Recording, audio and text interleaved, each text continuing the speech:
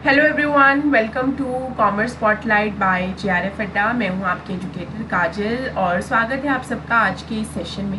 आज का जो हमारा सेशन है बहुत स्पेशल है बिकॉज़ हम आज बात करेंगे बहुत बड़ी नोटिफिकेशन के बारे में जो बीते दिनों देखने की मिली।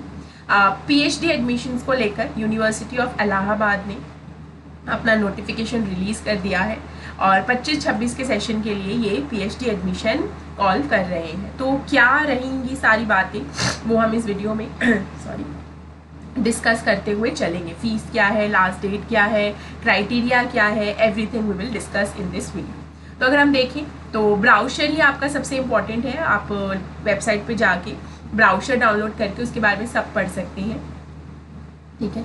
तो अगर हम देखें तो ये तो मिशन एंड विजन है कंपनी का। जो इम्पोर्टेंट बात है वो हमारे लिए है कि डेट जो आपका ऑनलाइन एप्लीकेशन शुरू हो रहा है वो शुरू हो रहा है आपका 25 सितंबर से। 25 सितंबर 2025 से आपका एप्लीकेशन शुरू हो जाएगा कंडक्ट होना। और फिर आपकी जो फीस रहने वाली है वो रहेगी आपकी, अगर आप अनरिजर्व कैटेगरी से है तो 600, और अगर आप एग्जेम्प्टेड कैंडिडेट है वो भी ब्राउज़र में लिख रखा है किसके लिए, तो भी 600, और अगर आप SC/ST है तो आपको वहाँ 300 रुपये की फ़ीस पे करनी पड़ेगी। तो मेजरली आप देखें तो 600 रुपये ऑन एन एवरेज फीस आपको देखने को मिल रही है। लिंक जो है वो आपको दे रखा है यहाँ पर, इसी लिंक से आप जो है प्रोसेस शुरू कर सकते हैं, ठीक है।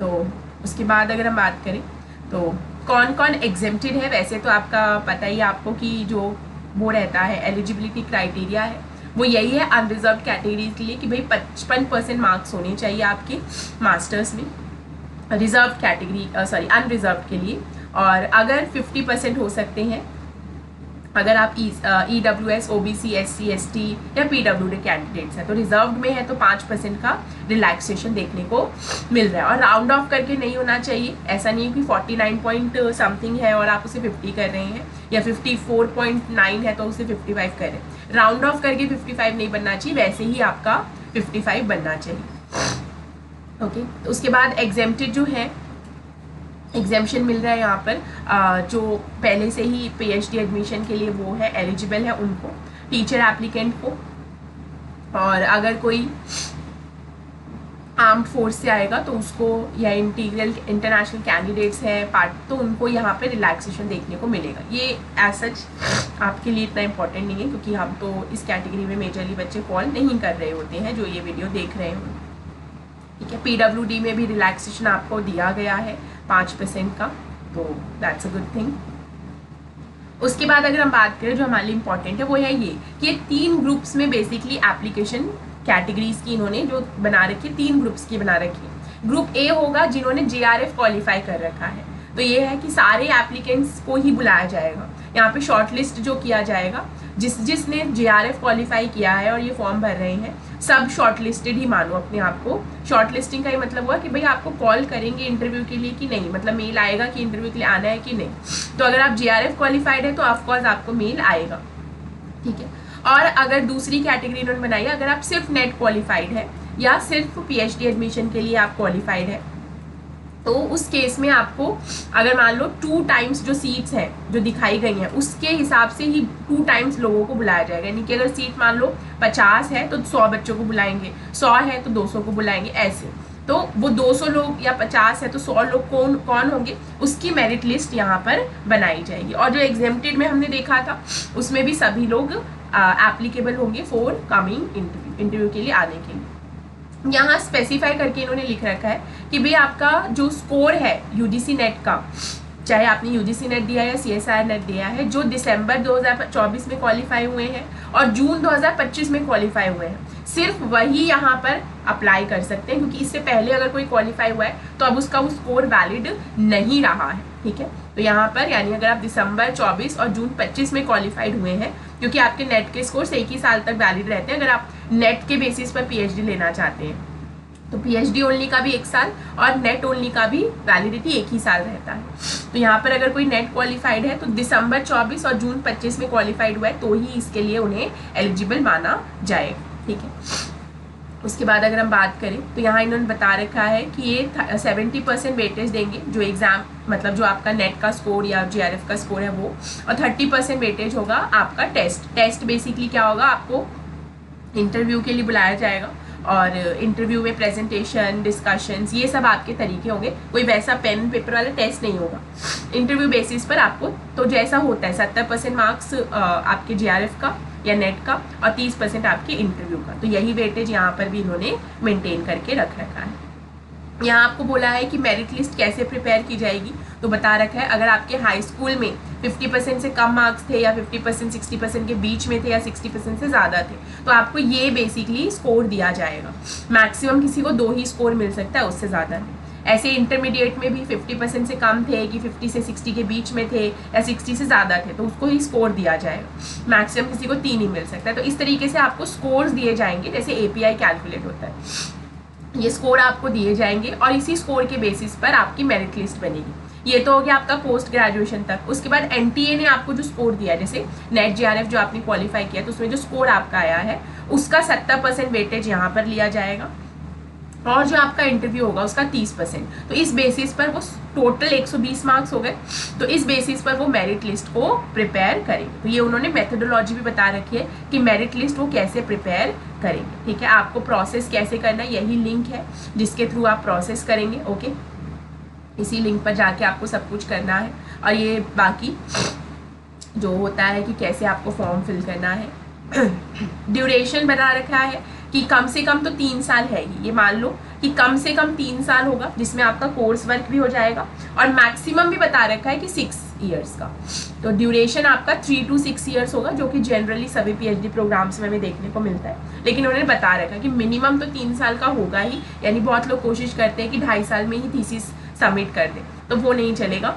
3 साल कम से कम और मैक्सिमम 6 ईयर्स तक आपका जाएगा ये प्रोग्राम। ठीक है, एडिशनल भी आपको हो सकते हैं 2 साल, अगर आप कोई ऐसा चीज़ है जो कंसर्न है तो वो देखा जा सकता है, लेकिन आप 3 से 6 साल का मान सकते हैं। ठीक है, काफ़ी सारे रिलैक्सेशंस दे रखे हैं अलग अलग उसमें, तो वो आप देख सकते हो। उसके बाद अगर हम बात करें तो जो नेक्स्ट इम्पॉर्टेंट चीज़ है हमारे लिए वही कि फ़ीस स्ट्रक्चर कैसा है इनका। जब आप एडमिशन हो जाएगा आपका, आप रजिस्ट्रेशन कराएंगे उसके बाद तो 25,000 आपको 1 टाइम पेमेंट करनी है। उसके बाद कोर्स वर्क की फ़ी उन्होंने 20,000 मांगी है जो शुरू होने से पहले आपसे मांगा जाएगा और एनुअल फ़ी 50,000 रहेगी जो हर साल आपको पे करनी है।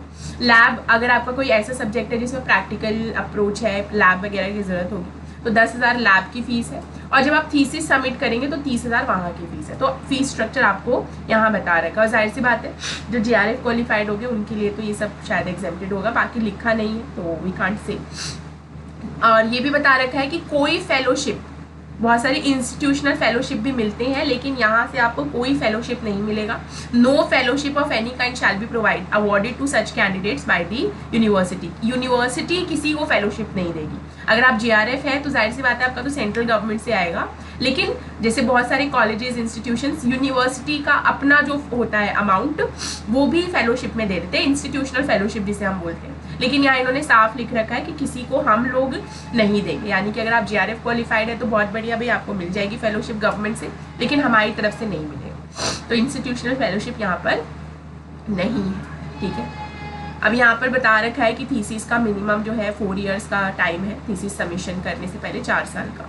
तो ये सारी चीज़ें हैं। उसके बाद हम सीट्स की बात करें जो कि अगेन बहुत इंपॉर्टेंट है। तो अगर हम कॉमर्स की तरफ चलें, ठीक है, तो कॉमर्स एंड बिजनेस एडमिनिस्ट्रेशन में टोटल आपके जो है 44 सीट्स हैं।